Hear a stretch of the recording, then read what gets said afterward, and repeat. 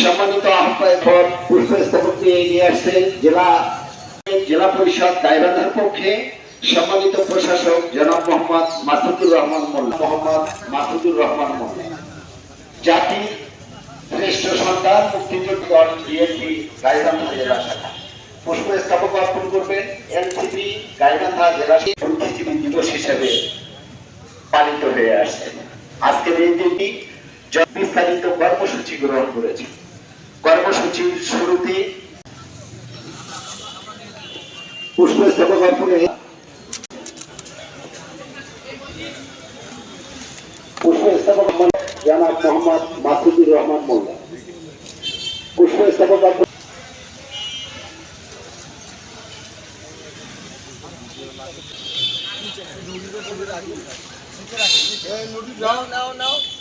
আমি একটা ছবি তুলে দিই তানভীর। ধন্যবাদ সঠিকভাবে তার কথা আমরা শুনলাম। এই পর্যায়ে আমরা কথা শুনবো ডাক্তার মোহাম্মদ ফোনে আসার জন্য বিনীতভাবে। আসসালামু আলাইকুম।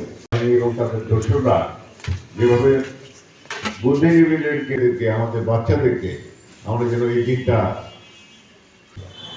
অসংখ্য ধন্যবাদ বীর মুক্তিযোদ্ধা মোহাম্মদ আহ্বায়ক জেলা মুক্তি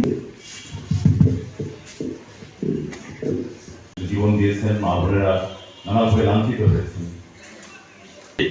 এবং বিজয়ের যে ব্যাসে আমাদের ধারণ করে আগামী স্বপ্নকে হত্যার চেষ্টা করা হয়েছে এবং اللهم صل على محمد النبي الأمي ما لا طاقة لنا به واعف عنا واغفر لنا والآخرة حسنة وقنا عذاب النار اللهم